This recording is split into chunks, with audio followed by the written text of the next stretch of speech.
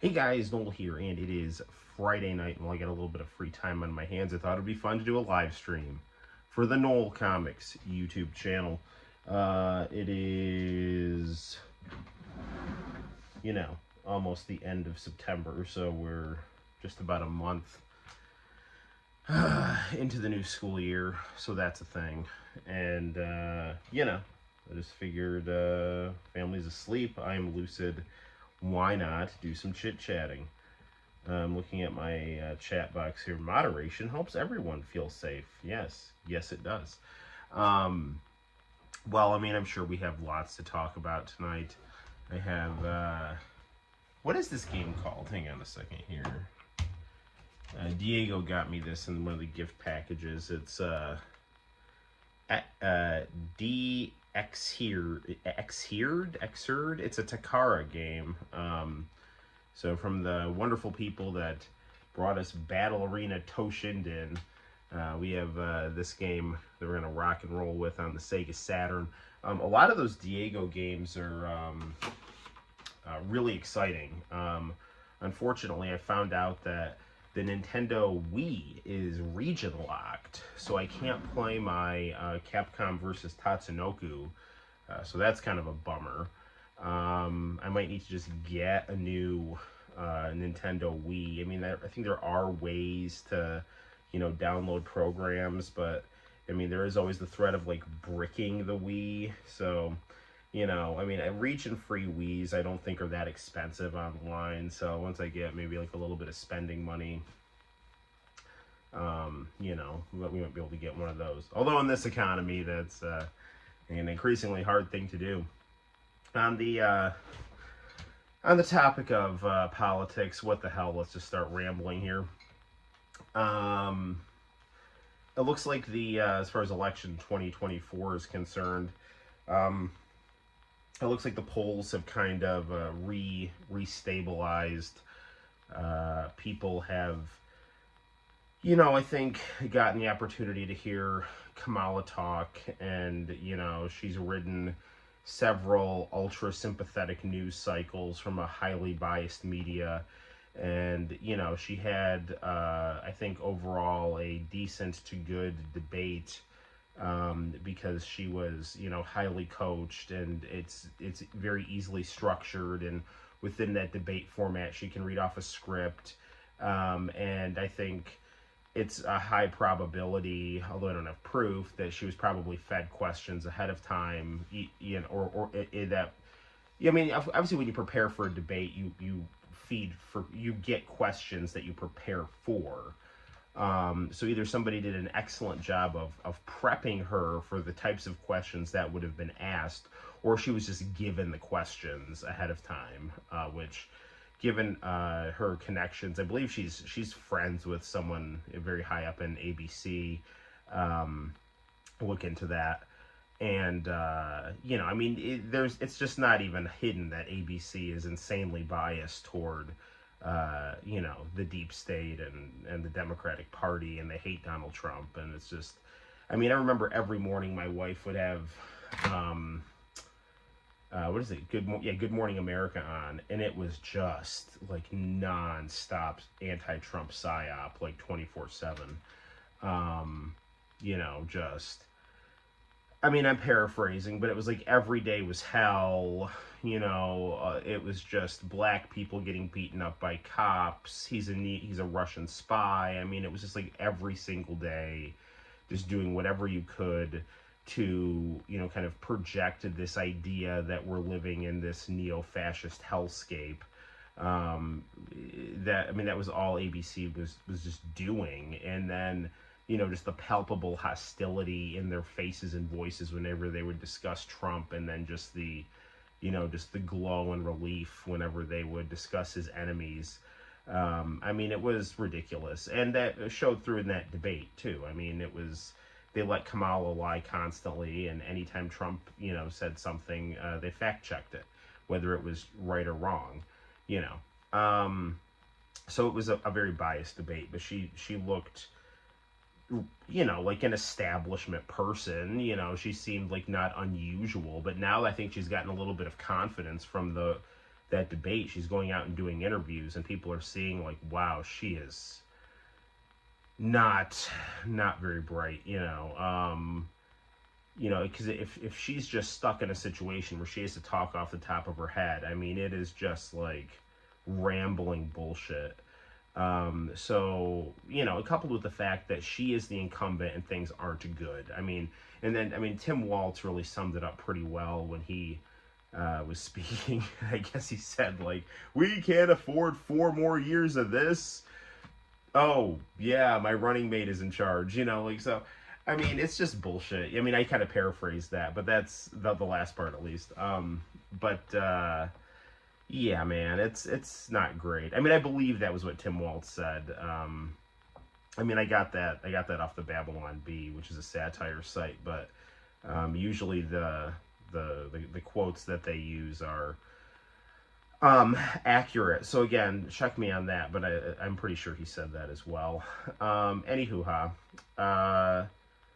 Yeah, so I think just as long as Trump just keeps his mouth shut and let people remember that they just don't have as much money as they used to have, and the world is a less safe place as a result of Biden's tenure in office, I think he should do fine. However, people will turn out to vote against him because of a combination of having their minds poisoned against him by the media that is controlled by or heavily influenced by the Washington, D.C. establishment. And also Trump, of his own volition, does a bad job of keeping people kind of at ease. He's a professional wrestling performer, and my daughter is crying upstairs. That doesn't, that type of oratory style doesn't lend itself to calm. It lends itself to getting people excited and revved up in ways that both inspire excitement in positive and negative directions. Hopefully my daughter's okay. I can hear her crying upstairs. But I mean, Trump's just got to do a few things to get elected. First of all, I don't think that this race should anywhere nearly be this close. People are just voting against Trump, and that's why it's close. I mean, it's a very divided country, primarily between urban and rural. So, I mean, you have big geographic swaths of the country that are, I think, living in the real world, and then you have these urban pockets that are just these kind of self-contained, kind of just domes that are kind of like in a world unto themselves. But all Trump's got to do is just say, look, the economy was better when I was in charge. The world was full of less conflict when I was in charge. Stuff was more affordable when I was in charge. The border was more secure when I was in charge. That's all he's got to say. Just keep saying those 3 things over and over again, and that's all he's got to do. But, my thing is, I think he is in a situation where his economic resources have been, have been drained by the lawfare that's been done against him. So he's increasingly having to be reliant on, people who will give him money. And if that's Israeli war hawks, then he's got to, kind of say their line, which is not necessarily a great thing. The other thing is, I think he is, this is just speculation, but I think there's probably something to this. I think he's afraid of getting assassinated again. I mean, I really, really do. If you look at the type of rhetoric he was saying before and after he was assassinated, not assassinated, but after these assassination attempts, I think he has taken a much more kind of traditional establishment line of rhetoric that is just much more within the framework of what's being defined by the Democratic Party and the news media outlets. He's not really breaking that framework. Like, he's very famous. Trump is very famous for like creating his own playing field, and he's not doing that. He's playing on other people's playing field when it comes to these political discussions, So for example, when the topic of his assassination attempts will come up, the news media's response to that is, well, you're such an insufferable asshole that people want to kill you, so it's your own fault. And Trump's response back to that is, no, it's your fault for being inflammatory. I mean, that is kind of a tit for tat situation. I mean, I think it is the news media's fault for being, hyperbolic and insane in their analysis of Donald Trump, because I don't think Donald Trump has done anything different than any Republican candidate has done other than challenge the CIA.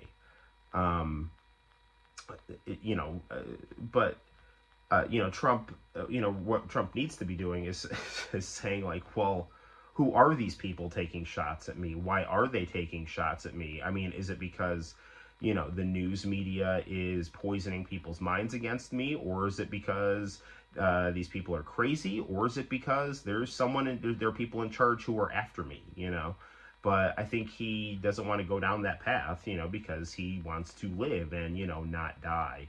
But the thing that is kind of, I was on the verge of giving Donald Trump $5 the other day.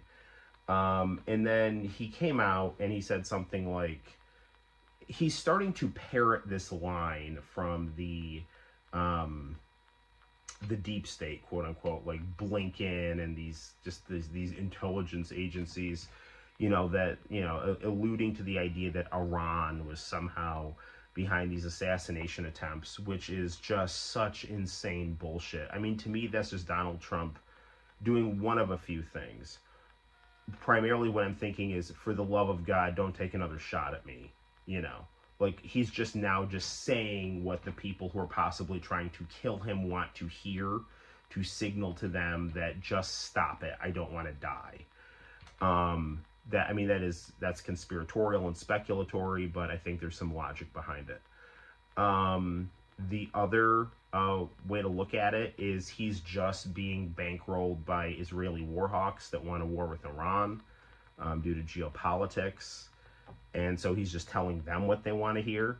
And then the other way to look at it is it's an opening negotiating tactic, because when you negotiate with people, you take an unreasonable position, and then you whittle down to being reasonable. So you get people's attention by sounding crazy at first or unreasonable, but they have to keep talking to you because you're locked into a negotiation.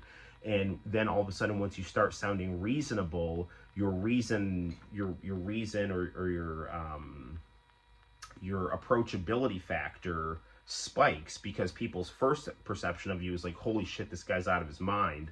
And then all of a sudden it's like, oh wait, he's got a reasonable side? That's a relief. Maybe I can work with that, So I mean, it's a very like used car salesman, trying to buy a car tactic to use that he definitely used in North Korea.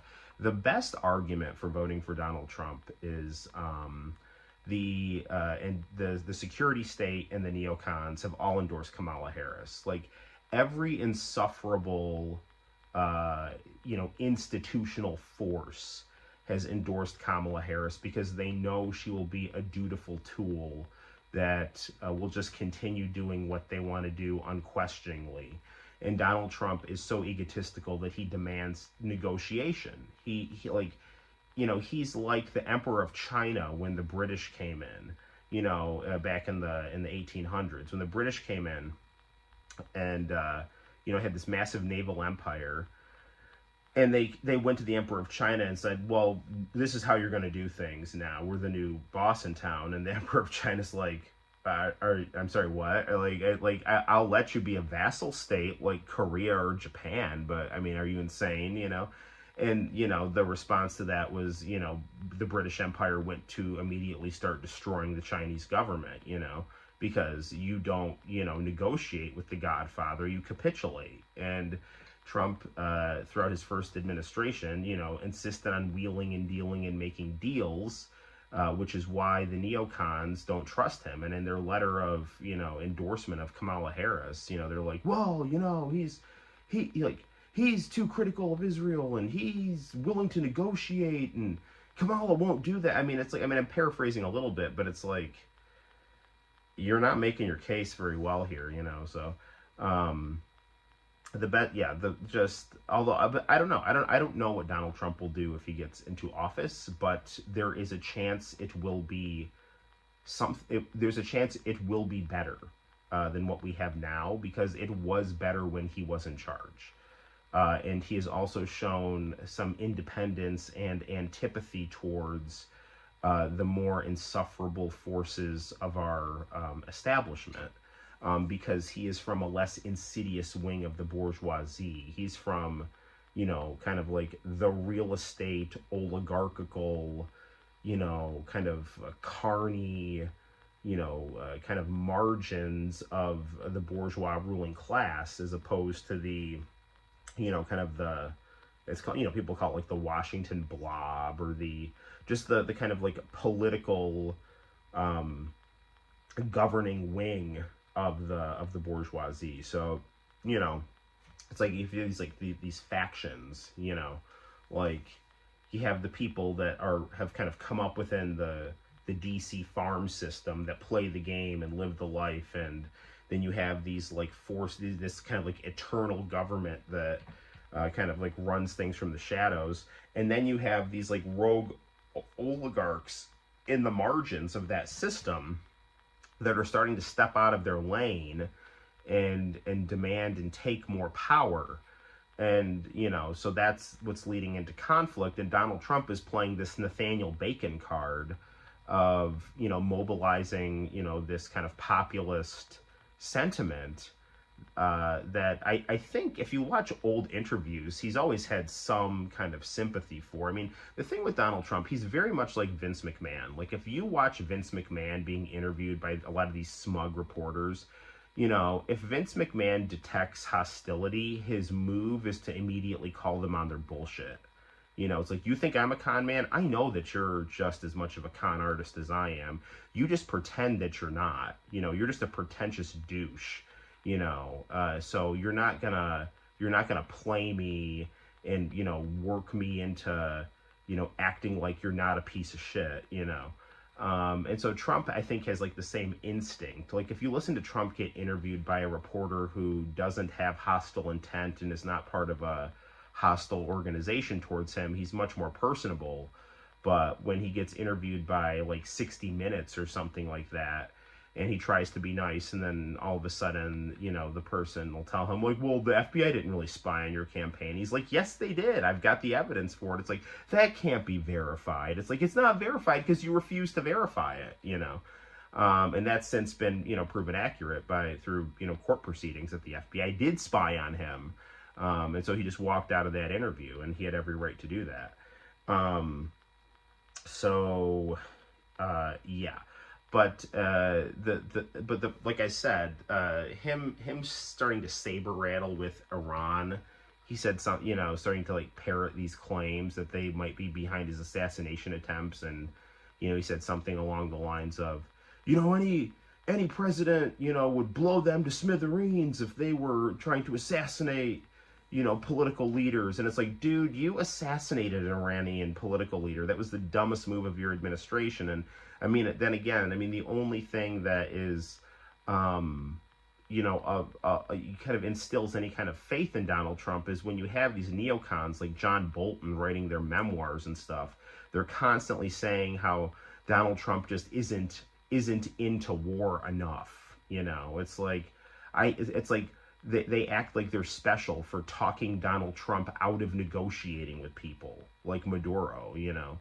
Like, you know, when John Bolton was like, oh, well, Trump wanted to negotiate with Maduro, and I had to, you know, we had to tell him, like, no, you can't do that. It's like, why not? Why can't we do that? You know, it's like the worst part about Kamala Harris's debate performance, in addition to the fact that she's just a bag of rocks, is that, like, you know, like, she was like, you negotiated with the Taliban. It's like, who else are you supposed to negotiate with in Afghanistan? Like, they're the government, you idiot. Like, I mean, no offense, but like, if you're going to negotiate a withdrawal, who else are you going to negotiate with? You know, so it's just like, I mean, Donald Trump needs to be he would have independent voters. This election is going to be won or lost, and he shouldn't lose. There's no reason why he should lose, other than the fact that the entire system is rigged against him, and there are times when he is either just too stupid and undisciplined, or he is just being fed sabotaging, he's just being sabotaged by people just feeding him bullshit, who probably have hostile intentions toward him and have probably infiltrated his campaign, and he's just not smart enough, or he's too scared and doesn't know what to do, or he's just in a situation where he's just telling people what they want to hear, who will help get him elected, and then he'll probably just take it from there and see what he does. But I mean, he's in a very just odd and dangerous position, because you don't want to be in a situation where you are being held hostage by your own military, not the actual rank and file military, but like people with lethal force within your government that will not let you move against them. Hey, Sakaki, what's up? I'm just rambling about presidential election and things like that. But yeah, a war with Iran is something that needs to be avoided at all costs. And Trump's strength is to run to the independents and sound more like Bobby Kennedy and Tulsi Gabbard, and just forget all this Reagan administration bullshit of I'm keeping you safe from Marxists and Iranians and bloodthirsty, Latin Americans coming over the border. I mean, this is not stuff that he invented. This is stuff that, was Ronald Reagan's kind of go-to move in terms of, instilling patriotic fervor and kind of creating an enemy to stand up against. But it's not, that was the worst part of the Reagan administration. The best part of the Reagan administration was it's morning in America, make America great again stuff. Ronald Reagan ripped that off from Reagan. I'm sorry, Donald Trump ripped that off from Reagan. So, like the muscular patriotism and optimism, that's the good part of the Reagan administration. The boogeyman and fear-mongering is, I think, outdated, outmoded, and unhelpful, and was by far the worst part of the Reagan administration. But then again, the big difference between Ronald Reagan and Donald Trump is that Ronald Reagan blindly obeyed the intelligence apparatus, and Donald Trump, demands negotiation with it, at least in terms of my perception of things. So, yeah, I mean, do I think Donald Trump is a great man? No. I think he's an interesting historical figure who is kind of emblematic of of everything in the United States, good, bad, and ugly. Good in the sense that his support base, I think, has just a lot of goodness in it. Where it's just a lot of like working class rural people who are just pouring their hopes into, trying to make things better through someone who's finally at least pretending to listen to them. I was like scrolling through the comment section of, you get these political pop-up ads now, and someone was like, I donated, it was a Trump thing. He's like, I donated my whole paycheck to you. I was like, Jesus, man, I feel for you, I'm not one of these people like, oh, look at that stupid hick, it's like, no, man, that's someone who believes and is, I mean, maybe they're desperate, but they're like, that it's like there's goodness and hope and just trying to throw the Hail Mary pass and for something that you believe in. Hey, Diego! So like this kind of rural, like the alienated rural working class populist, hope is, the positive good part of his, and also kind of like the professional wrestling spectacle and, you know, the patriotism and, you know, some of the comedy, you know, the kind of like the comedic bullshitting, you know, like that's all good. But then, like, you know, the bad is, you know, just him being out of touch sometimes with, you know, what to say, when to say, and how to say it.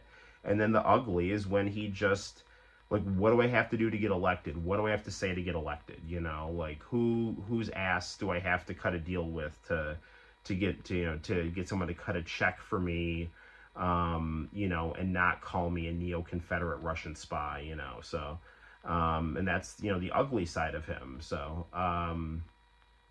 yeah. So, and just like trying to go to this crude, you know, Republican conservative, kind of fear-mongering playbook to try to get elected. But so that's his side. The flip side is, I mean, I think, and I'm just gonna, no offense if you like the Democrats, but they are just, I mean, they're just the establishment. I mean, they're the neoconservative, pro-abortion, pro-war, you know, just keep driving everything into the ground because we're the ones that benefit from it, and you'll shut up and like it, you know? And the only people who are going to vote for that are the people that hate Donald Trump so much that they just don't care.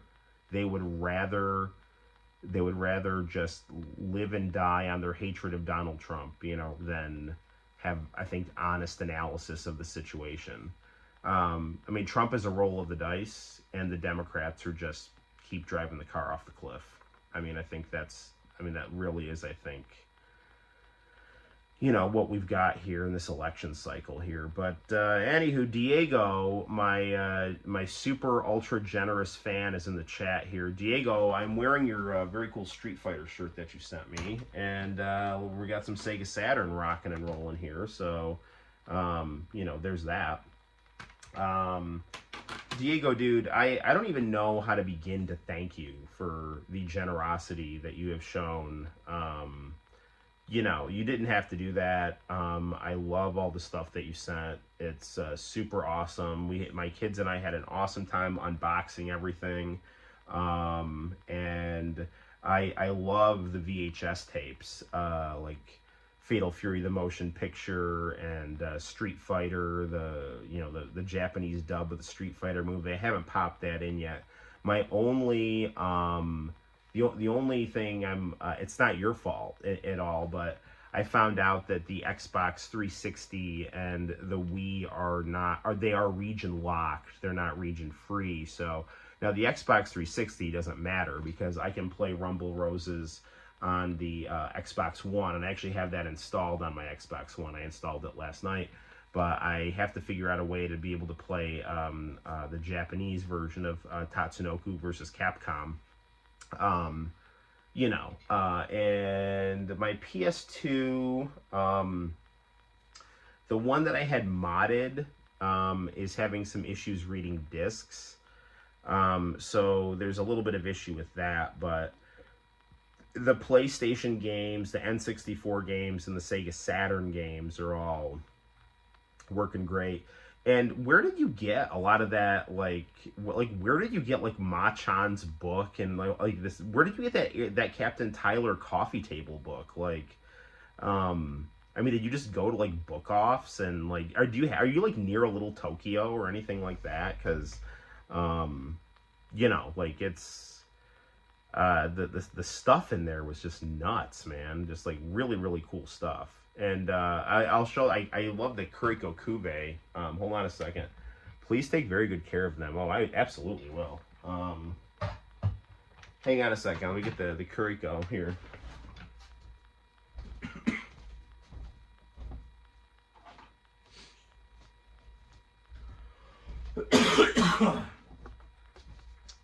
This was so cool. I love Votoms, so.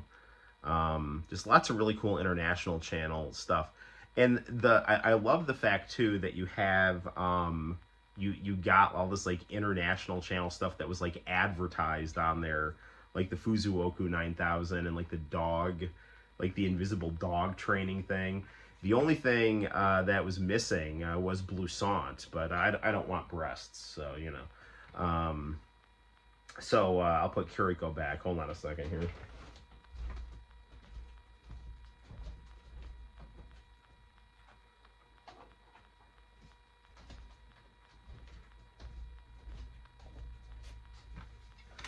Also, man, where did you get all that Fuji TV stuff? Like, there's a lot of really cool Fuji TV stuff in there. So, it's all just very awesome.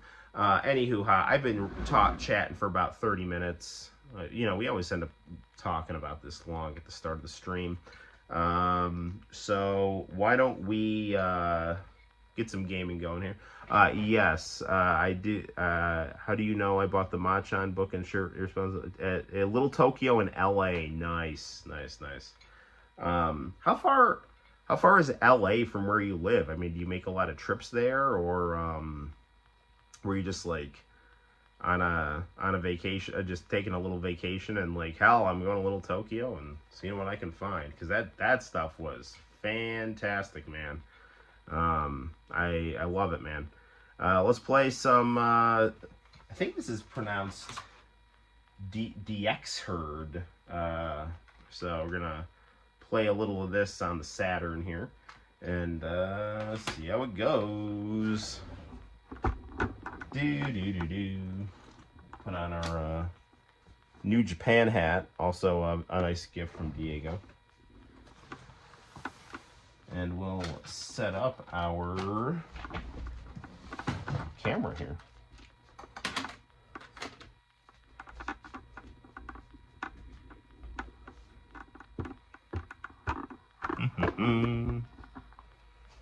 Okay.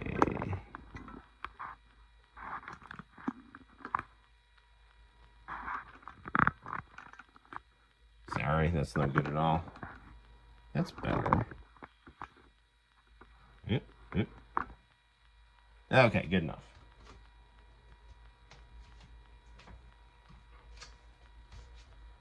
Okay.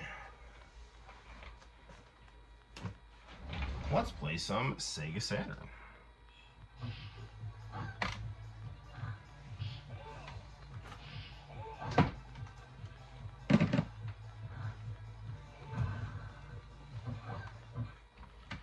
That's a little too angled here. Let me,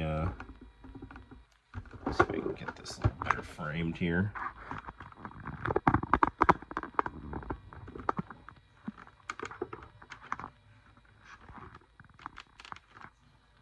This tripod is such a piece of crap. I really need a new one. Sorry. No, this is like really not conducive to good viewing here.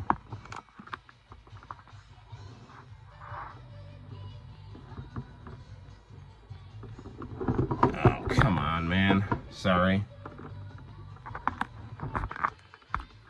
Steady. There's no, like, it won't hold still.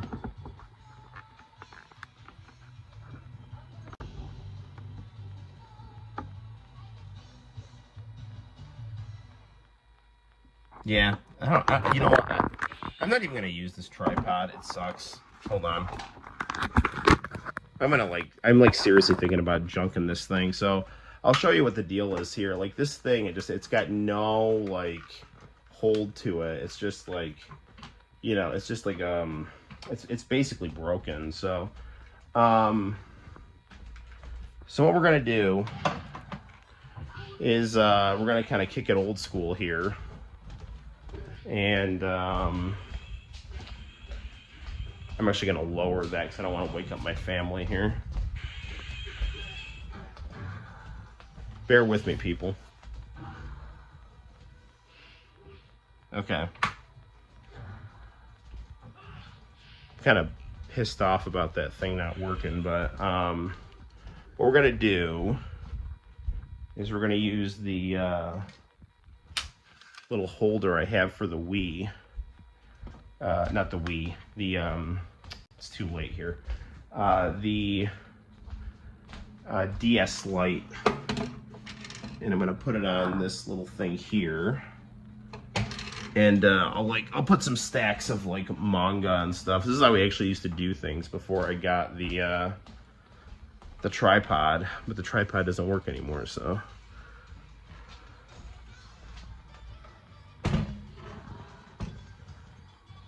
The Kuriko Kuve is a G.I. Joe. That's crazy.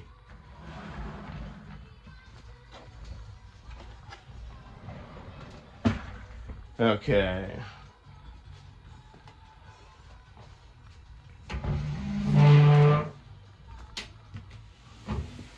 Okay.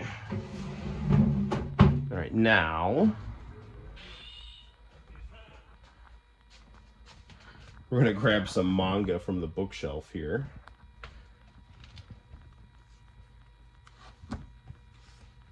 Let's get a big old stack of manga.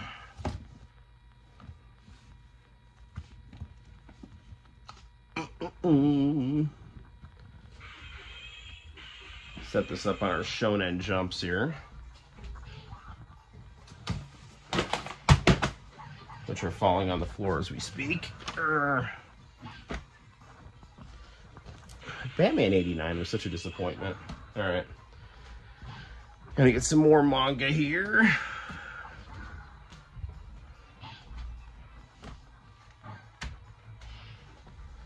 We're just gonna make a big old pile here.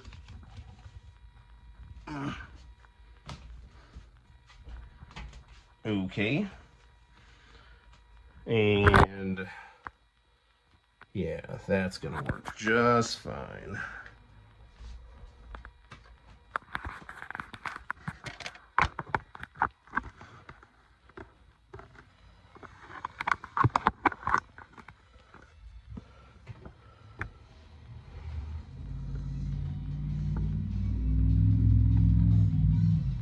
Okay, now we got some stability here.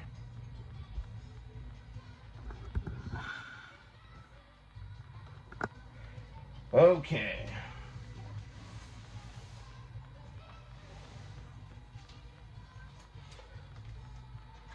So now we can get some gameplay going here.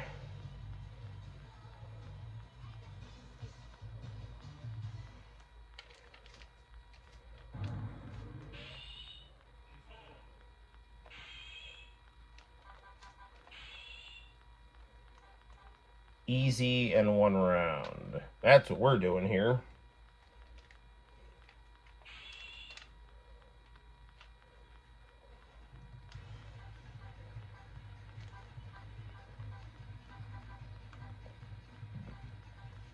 Let's be Karen.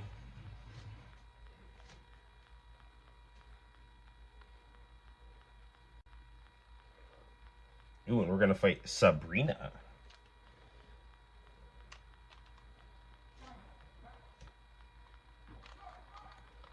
Go fight.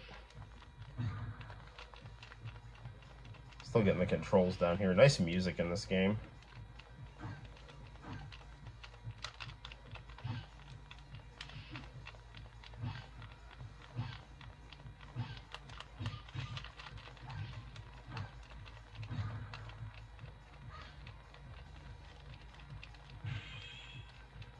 The gameplay is not bad. It's kind of like a Toshinden style, which would make sense since this is made by the Toshinden people.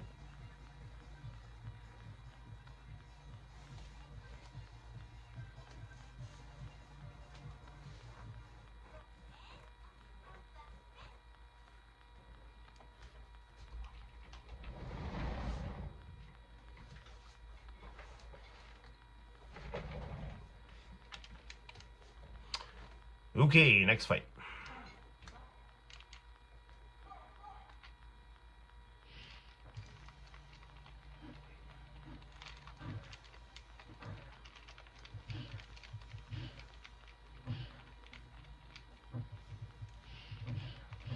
Diego, where'd you get this game?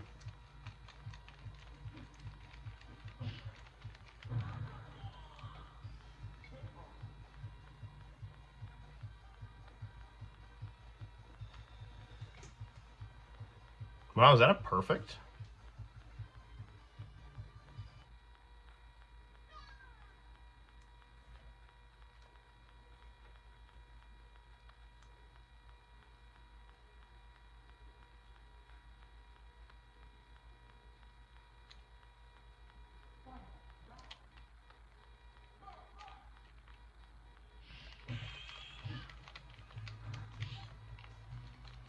Man, the music in this game is so good.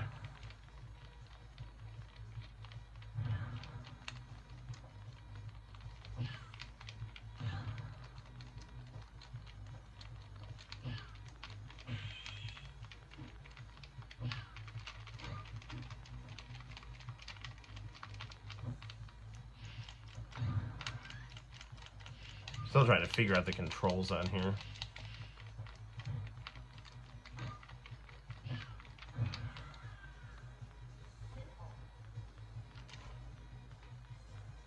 Ooh, we got this one at Anime Expo.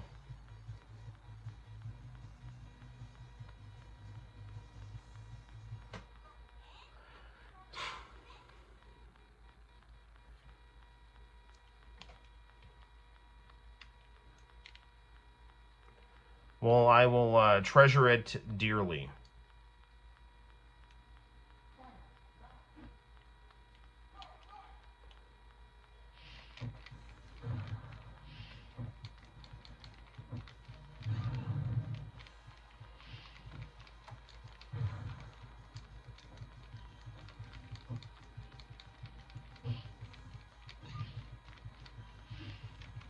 I want to say I saw a Kid Show where you can do a review of this game. He's always going to like book offs and stuff in Japan.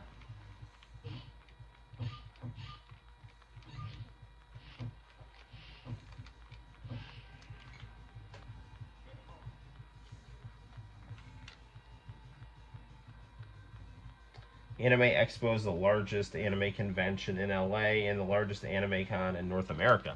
I want to say, wasn't Team Revolution was at that? I remember, I want to say, right? Or maybe Nami Tamaki was. He was at, I want to say he was at some Anime Expo. Oh, dude, also that Famitsu, man, that had a poster in it. I put it in a frame in the game room. I'll show you.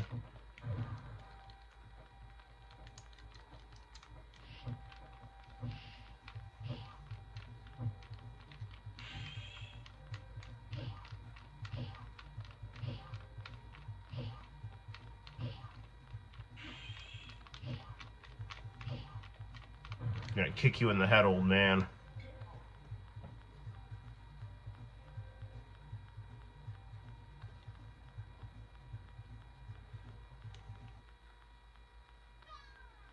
Oh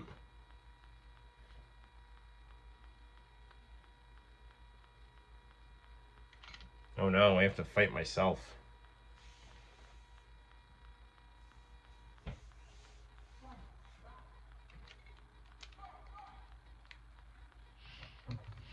Where'd you get all the Fuji TV stuff? Did Fuji TV have a booth at Anime Expo? I wonder if this game has Red Book audio. This would be awesome just to pop in a CD player. Which, incidentally, I was listening to the Street Fighter, the movie soundtrack you had sent me. I was listening to that on my 3DO.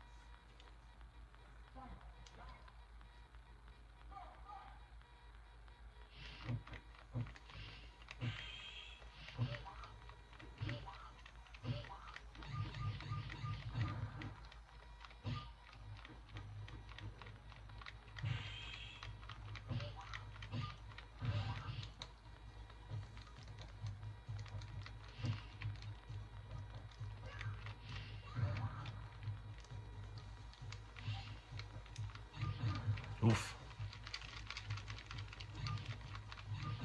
Come on, no, no, no, no, no.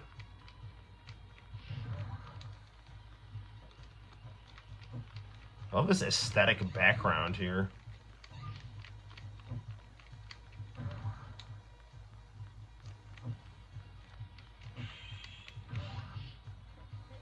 wow, that was close.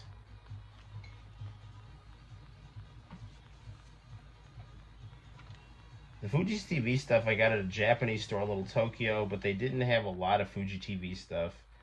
But I'll go again and see if I can. You don't have to, man. I just thought it was like really cool. Like there's just a lot of Fuji TV stuff in the bag.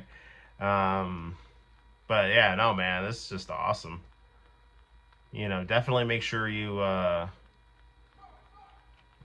definitely you get stuff for you, man. I mean, anything you want to send my way is awesome. But like that's and I don't even know how to begin to repay you, man. Like this is just super generous and awesome, dude.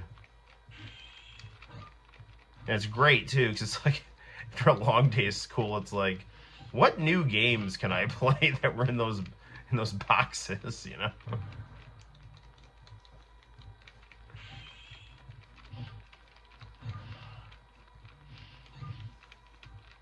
And it's like exactly the kind of stuff that I like, you know. I mean, you said in that letter, like that was like really nice letter, man. Like, you know, it's like, oh man, we have all these like common interests, you know.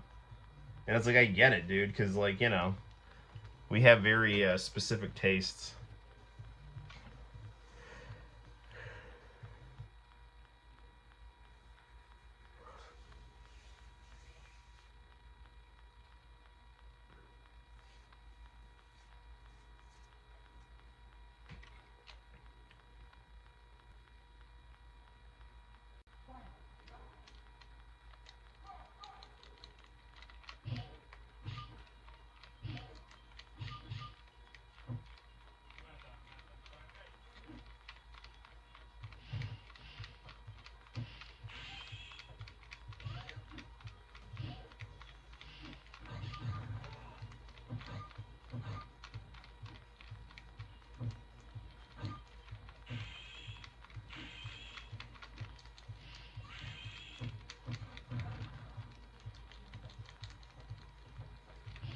Alright, come on.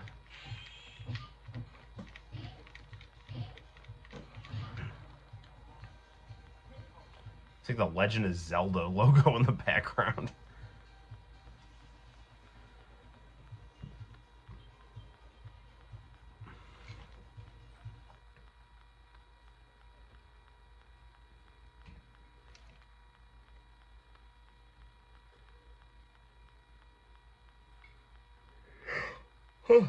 Boy.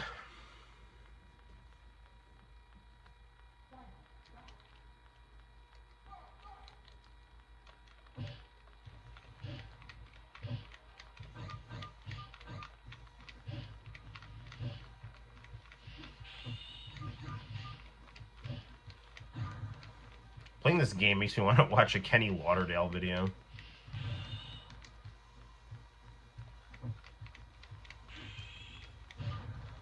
I wish Kenny would make more videos. His stuff is always very good. Except for that weird video about the Legend of Zelda Windows or something. That was just a weird one. I don't know. This game definitely does suit my taste.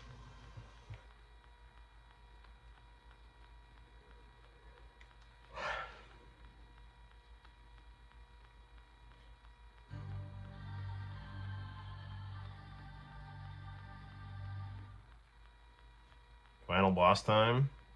Ooh, Venus.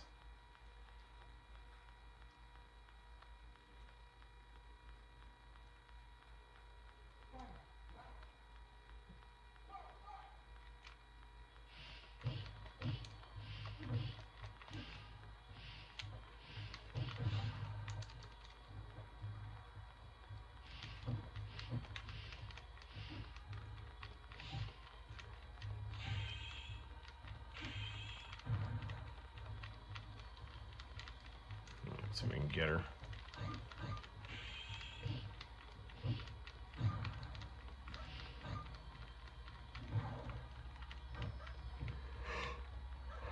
That's not good at all.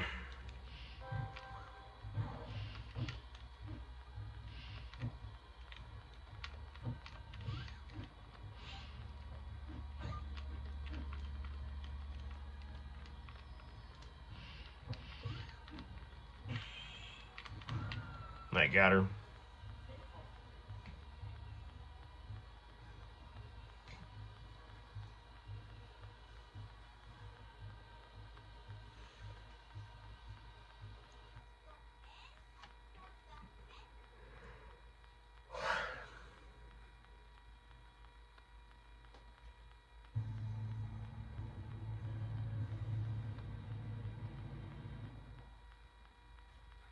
Oh, another boss.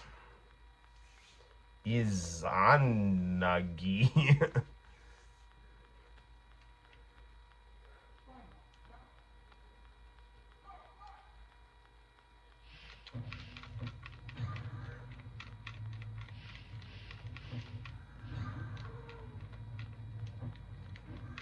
Do we have ring outs here or not? Can't get a hit on him.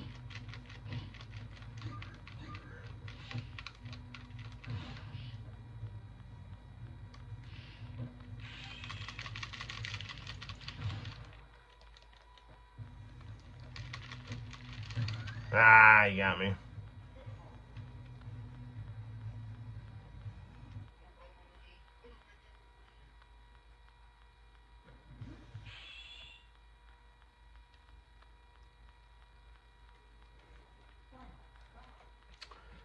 Let's try again.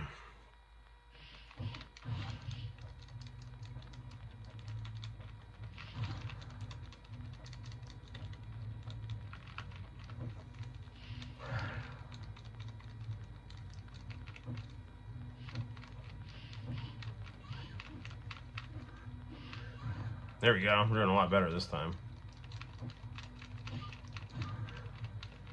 I think that I think you sent me like a shmup on the Dreamcast. I gotta play it on the Dreamcast that's connected with a SCART cable, not the VGA, because I don't think that's got VGA out on it.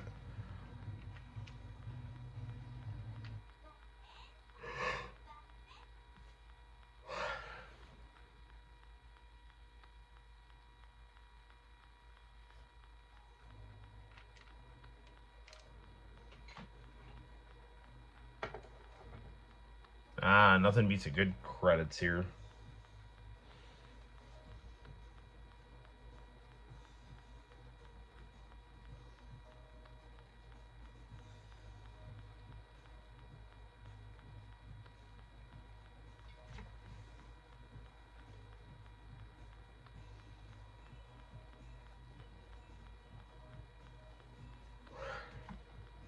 Turn the volume up a little here.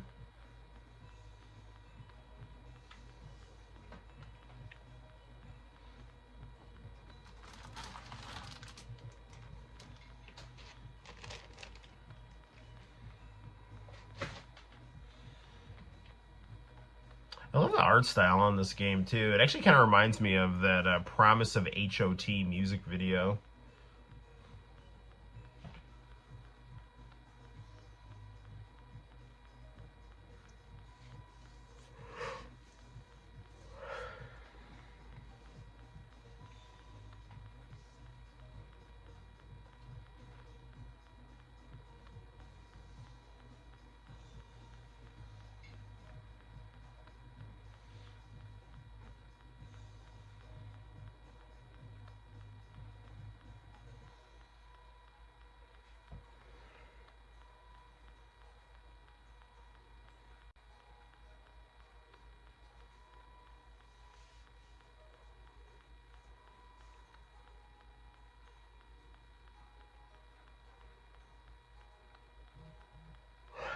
Good game. I mean, it's just a pretty average 3D fighting game with amazing music and really cool artwork and pretty enjoyable gameplay. So, to be continued. 2. Alright. Not the best fighting game, but definitely a classic. It's definitely a good one. Why don't we try... you got me the Japanese Plasma Sword on PlayStation. Let's pop that one in.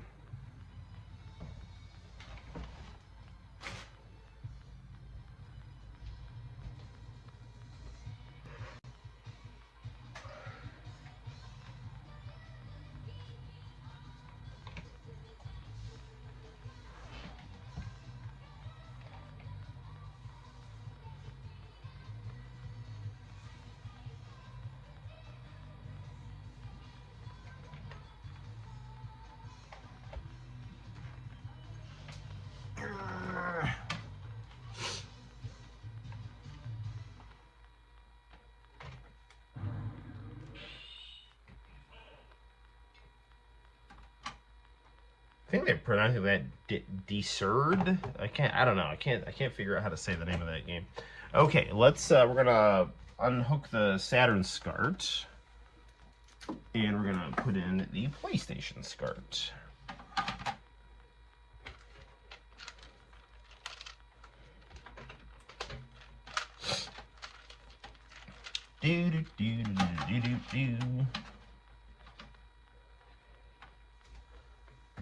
PlayStation. My very first modded console. Okay. That has Dead or Alive in it. Ooh, there it is. Okay.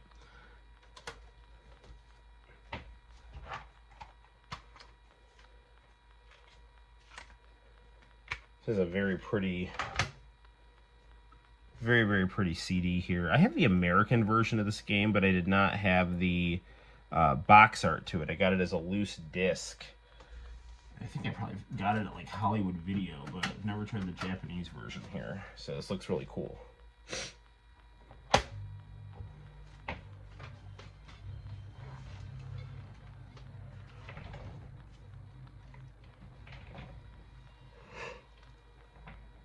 Plasma Sword is absolutely a classic game.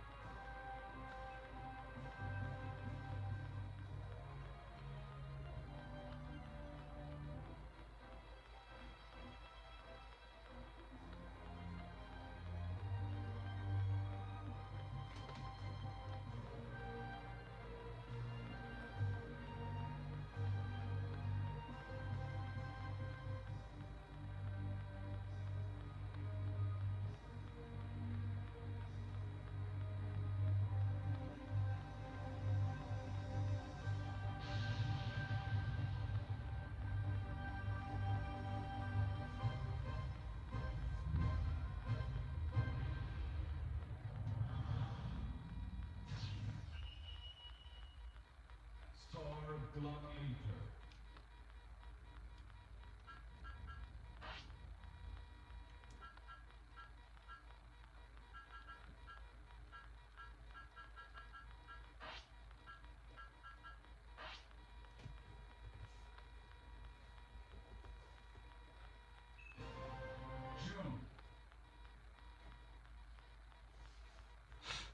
Really pretty beautiful game.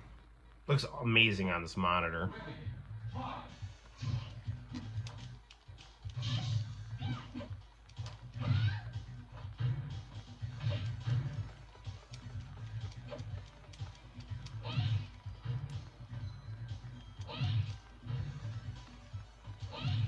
This game plays a lot better than D-XHIRD. But, I mean, it's to be expected. Capcom is really good.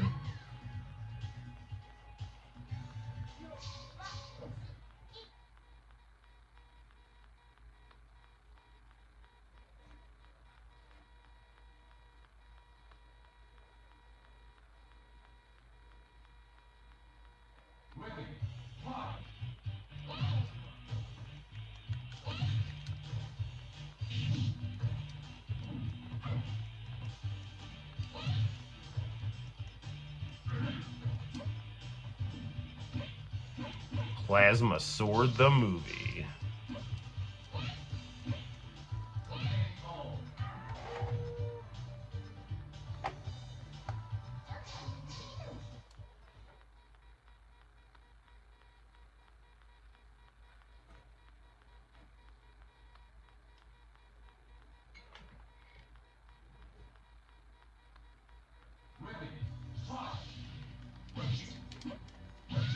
The Dreamcast version of this game is also amazing. I have that. I play it quite a bit.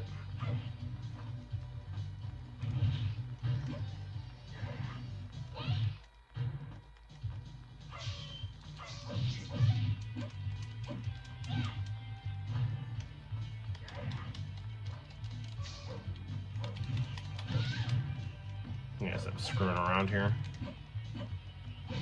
Ah, he got me.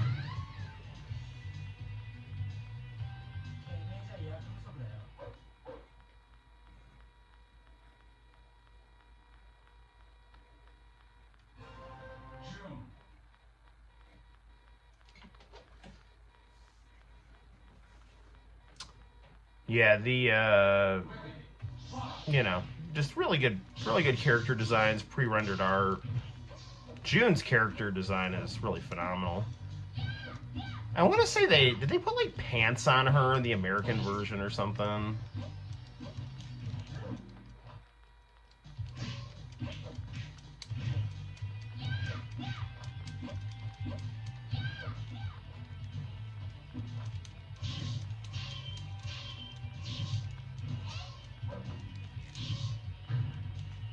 Sexy Chinese Princess Leia. No, actually, June's a Japanese name. But with those buns, she looks Chinese.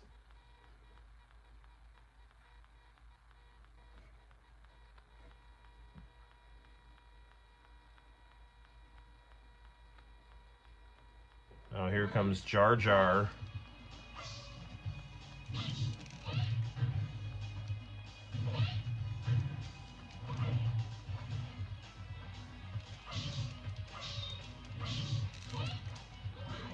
Now that worked out.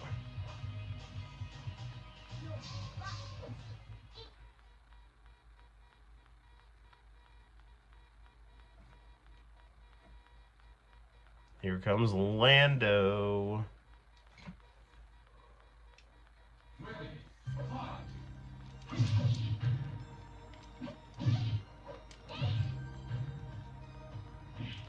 I mean, honestly, if like Disney had ripped off Japanese stuff with The Lion King, if they were like really trying to find ideas for their new Star Wars, they should have just ripped off Plasma Sword.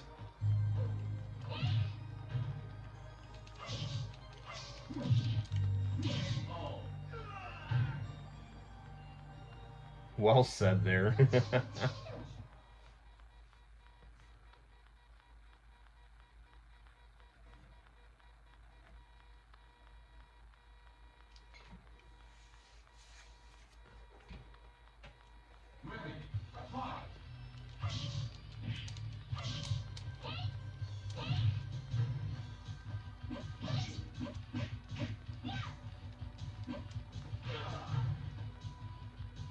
This guy, I don't know. He's like a cross between like Chewie and a bird. I don't know. Zelkin.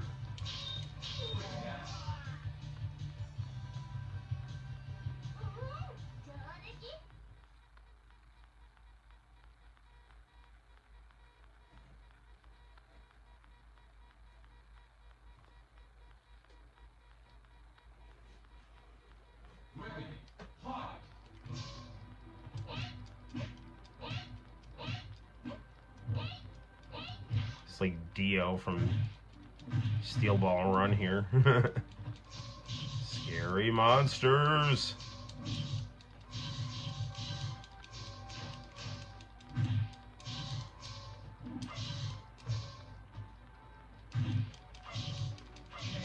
There we go.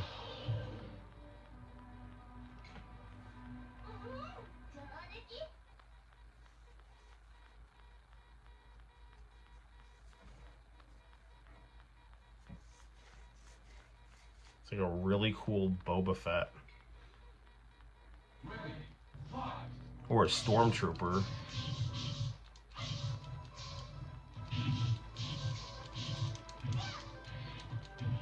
Oh shit, I messed up.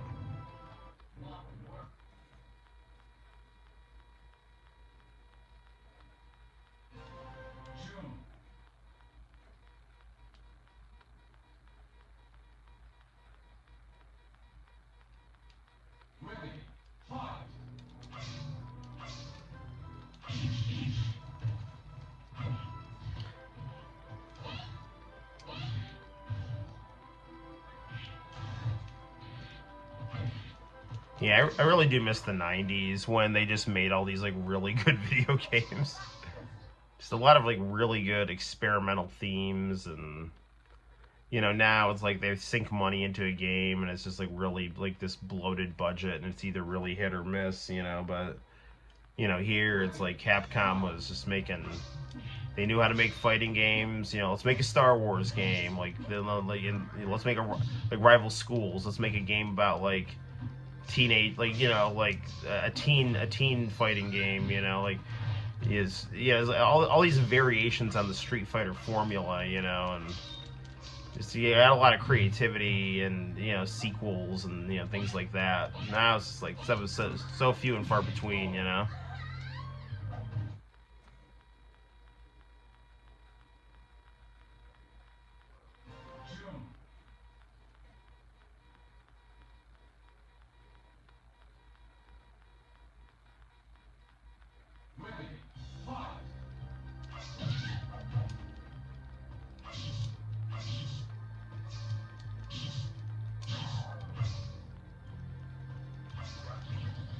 That's not good at all.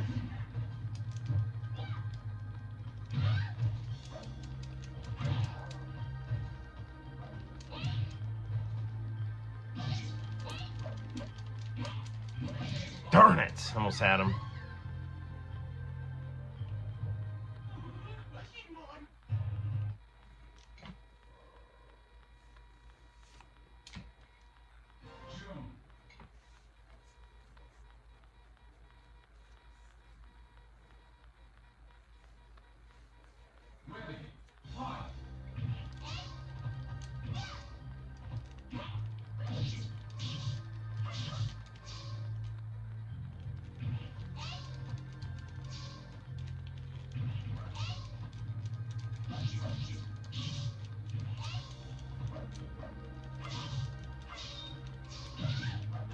Darn it, man. This guy's got...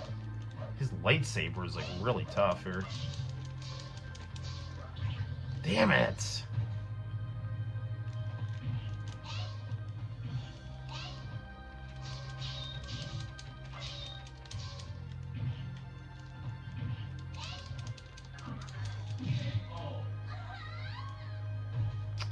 Keep almost getting him. But close only counts, and horseshoes and hand grenades. Yeah, it's like Yoda crossed with an evil cow. I don't know.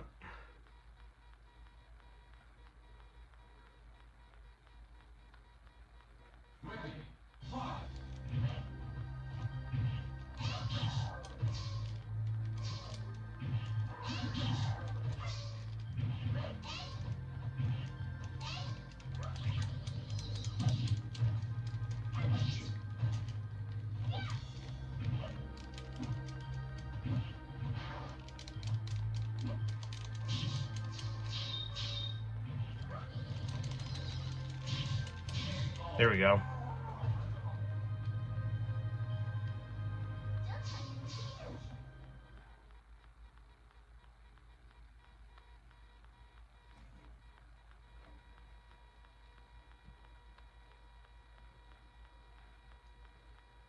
Here comes Darth Vader.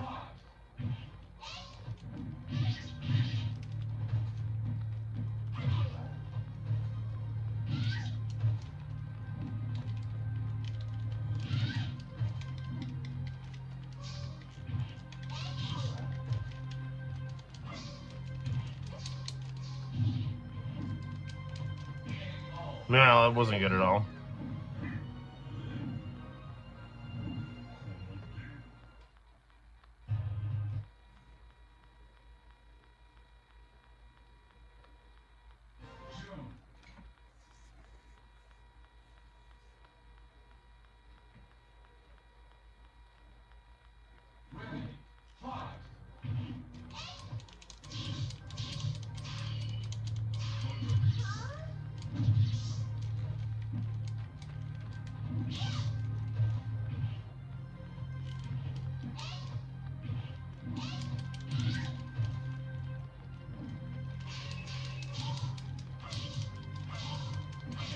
That worked.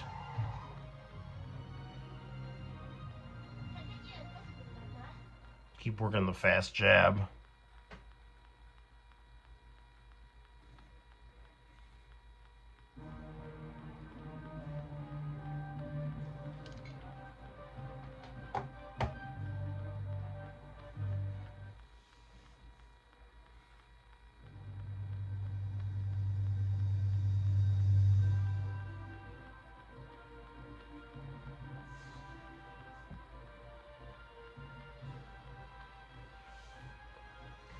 I'm not sure if I didn't get an ending that was very, oh yeah, I can totally tell these are Aki Man's designs. I'm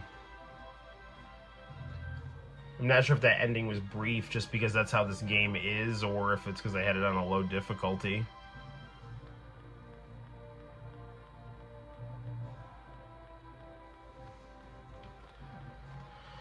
Oh, let's see. Maybe time for one more game, and then we'll probably call it. It's going to be a little bit of a short stream tonight because we started a little later.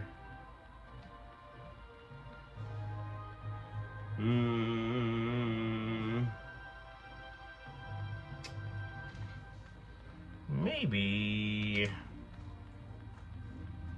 Let me try one of those Goemon games that you got me. I'll grab one of those.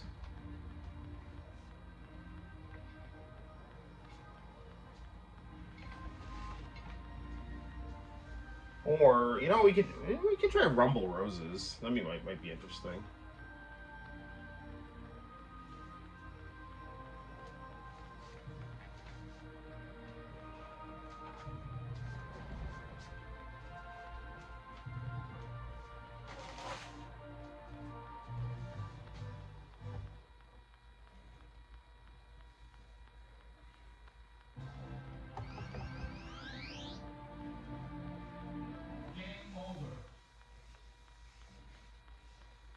Alright, good times.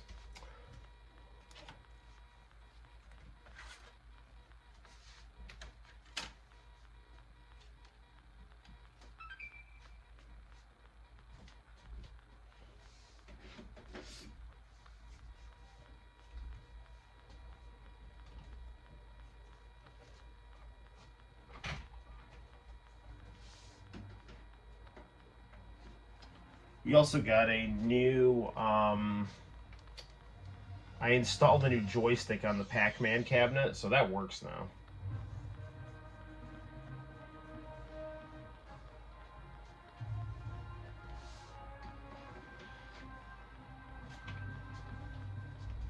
Okie dokie. Well, this was fun here.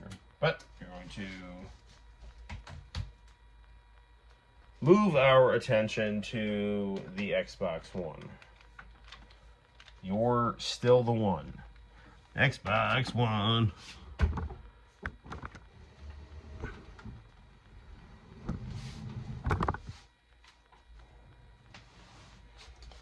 Okie dokie.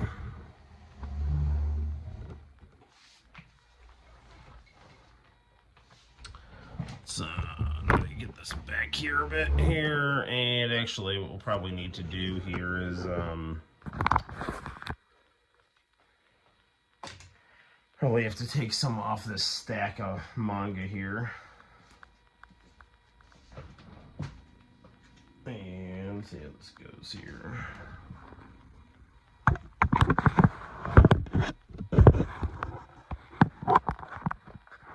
That's still a little high. Let's lower it a little bit more. And let's lower it a little bit more. And let's lower it a little bit more. And now we're more or less in business here.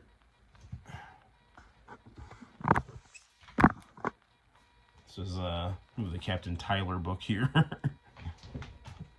Okay.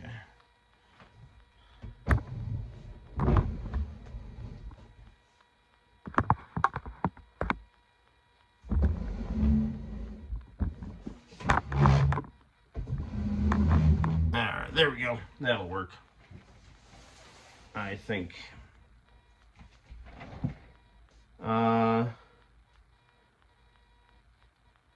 Unrelated, but I saw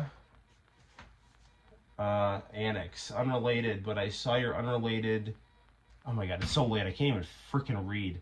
I saw your DBZ International stuff. I have my tapes, hoping to digitize them before they degrade. Awesome, man. Yes, I do have DBZ International channel stuff, and we could actually watch some of it.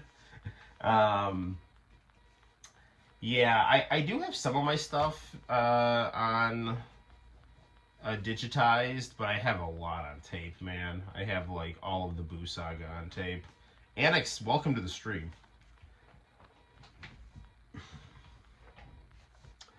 Okay, Rumble Roses, here we go. I have not played this game. I installed it, and then that's all I did to it. You know? I have no idea how to play this game.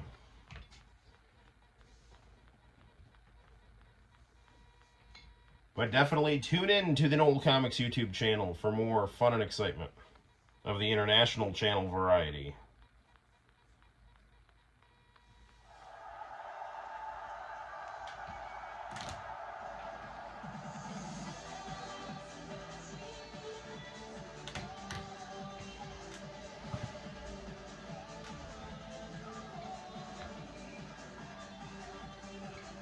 This is like Dead or Alive crossed with Dead or Alive crossed with wrestling.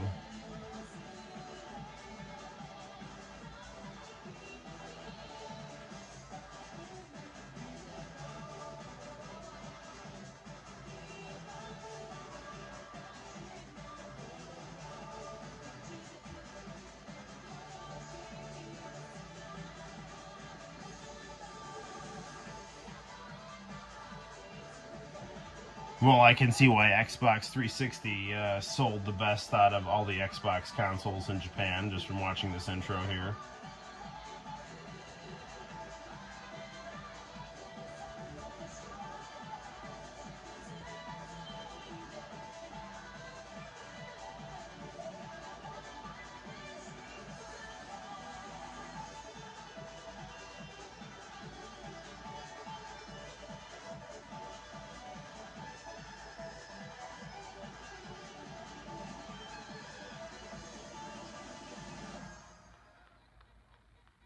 Sweet. Yes, always, if you're watching, always feel free to just pop in and comment.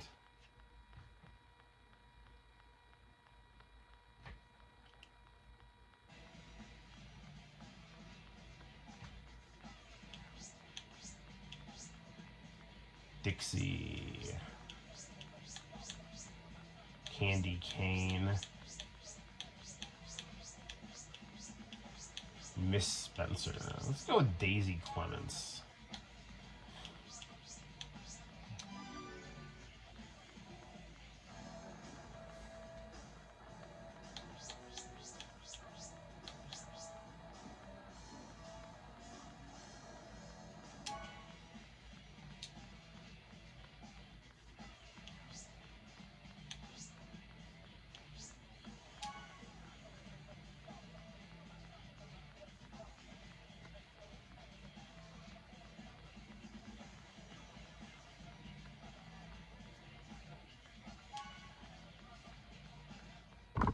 Oop, didn't mean to hit the camera there.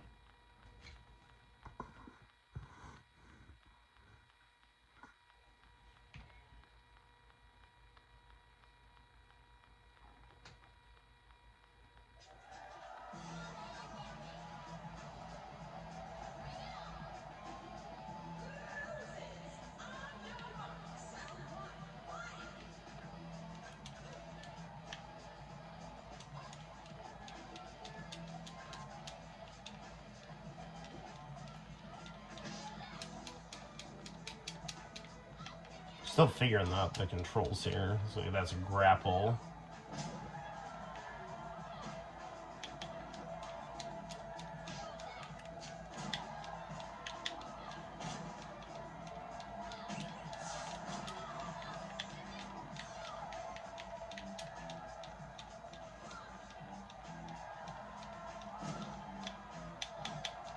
They clearly know their audience.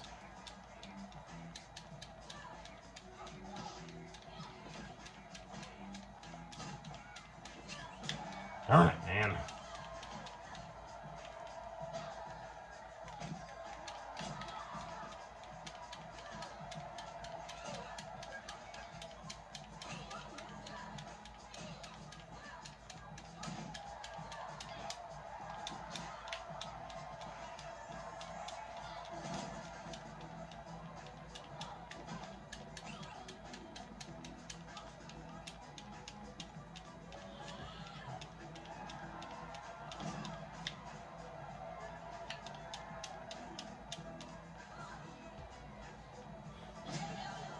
Well, the cameraman's doing his job. Oh, round 2. Okay.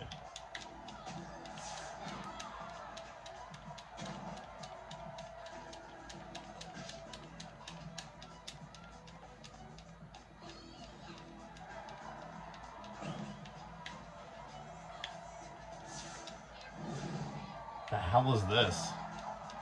Is that a finish move?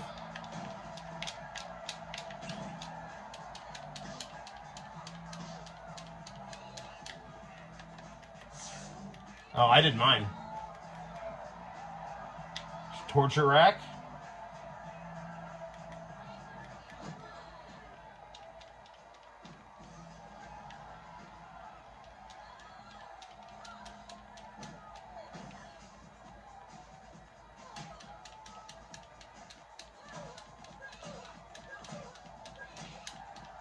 I went to the well too many times with that one here. So it looks like there's like one attack button, one grapple button, but like the attacks that you do are different depending on the, you know, button there. Thanks, mostly of Cell Games and Majin Buu Arc. Wish I had more. I know people used to make AMVs with iChannel footage in the early 2000s. Hell yeah, brother. Well, yeah, dude, man. If you want to talk to anyone about the international channel, man, I love that channel so much, dude. So does Diego, also in the chat here.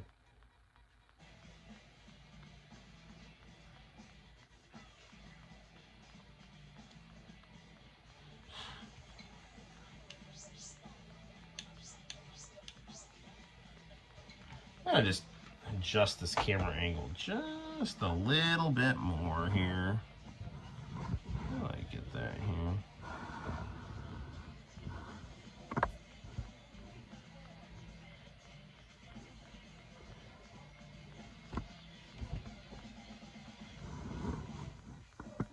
Okay, I think that's good.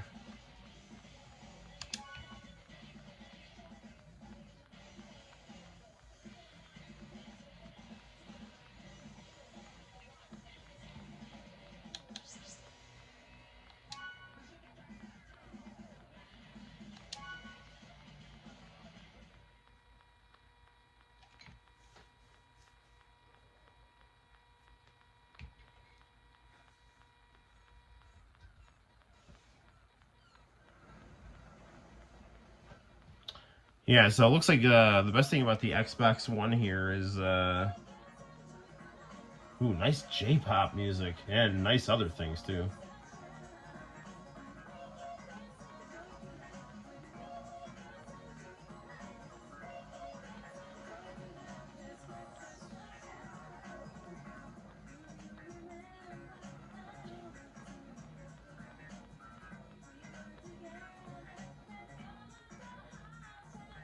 The people making this game, I mean, this is like the exact opposite of everything Western game developers are doing right now.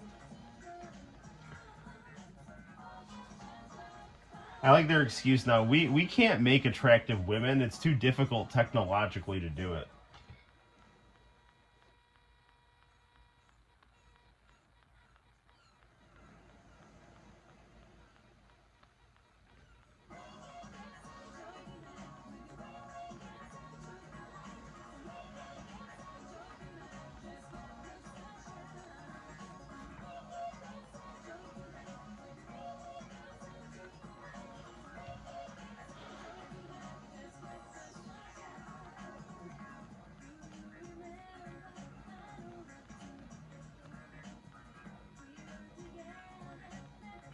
So I don't understand. Like, are we just like doing like a fashion show before we fight here? Like, showing off our beach wear?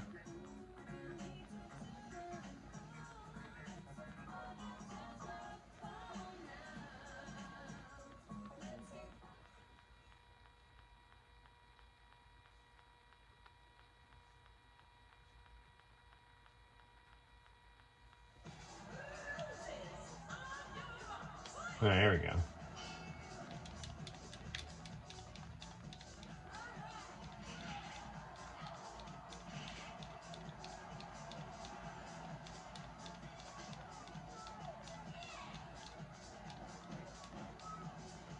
Like, I realize the camera angle is for fan service, but it actually really is creative use of the camera here for a fighting game, you know?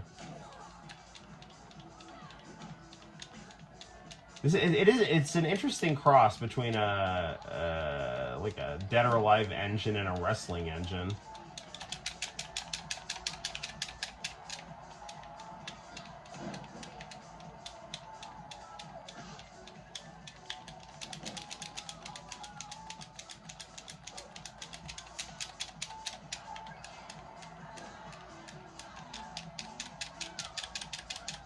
This isn't good. Come on, come on, come on!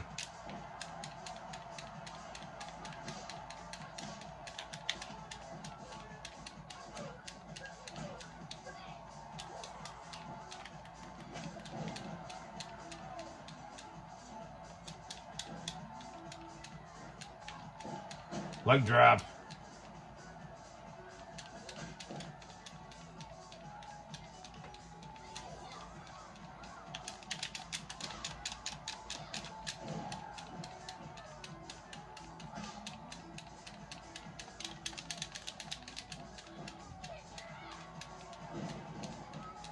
Man, this girl's giving me some issues here.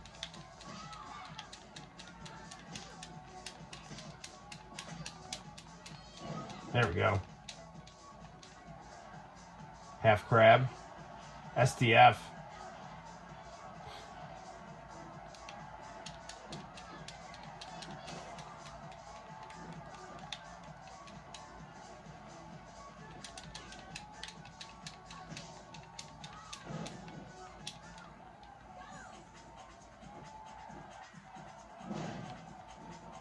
Shades of Cesaro right there.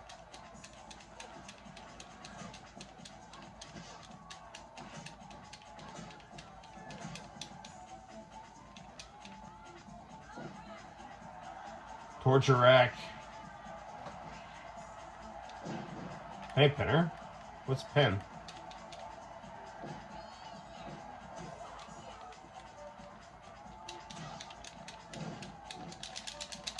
Trying to figure out my moves and I got hit there.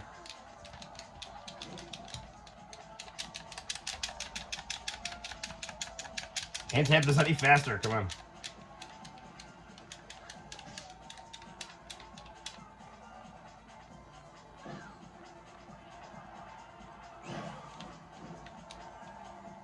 B's pinfall.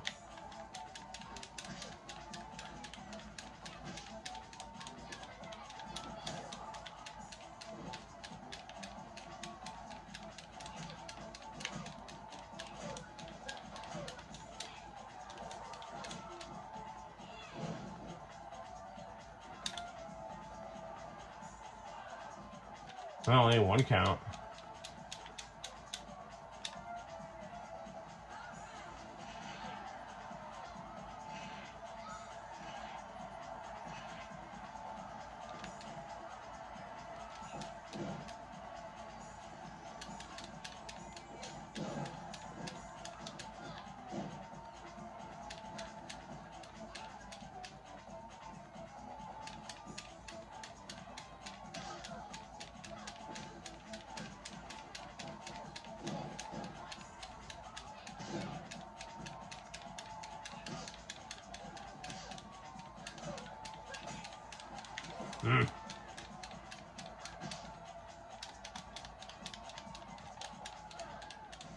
That's no good.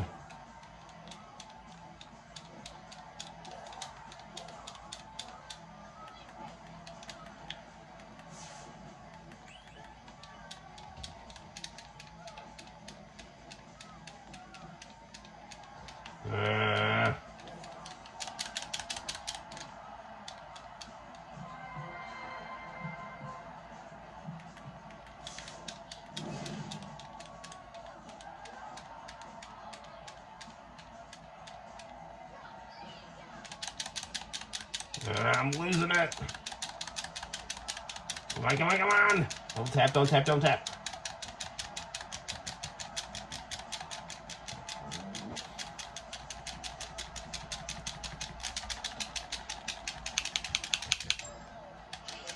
I lost.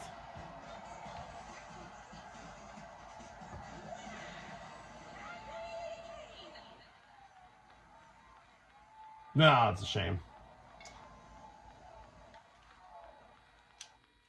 Okay. Well, people, it is 1:16 Eastern Standard Time. So I think that means I probably need to wrap it up for the evening.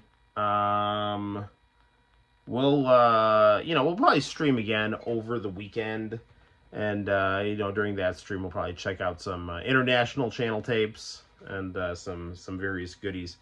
But right now I think I need to get to bed. It's almost 1:30 in the a.m.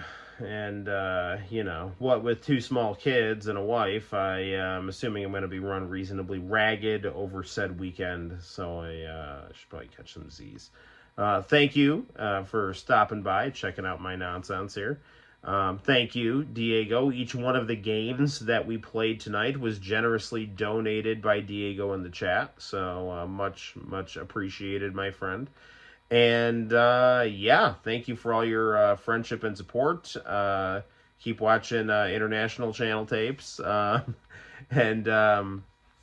will try to upload some more stuff in the international channel section. Right now, I don't have any copyright strikes. I am always a little leery because you never know. It's usually fine until it's not fine. The international channel is something that absolutely needs to be preserved, and we really need to just digitize as much of it as possible and put it up online for posterity. And Gary Wallace, if you're listening, Noel says hi. So all right, guys, I'm gonna catch some Z's. Until next time, my name is Noel. You take care, and I will see you in the very near future for more excitement on the Noel ComiX YouTube channel.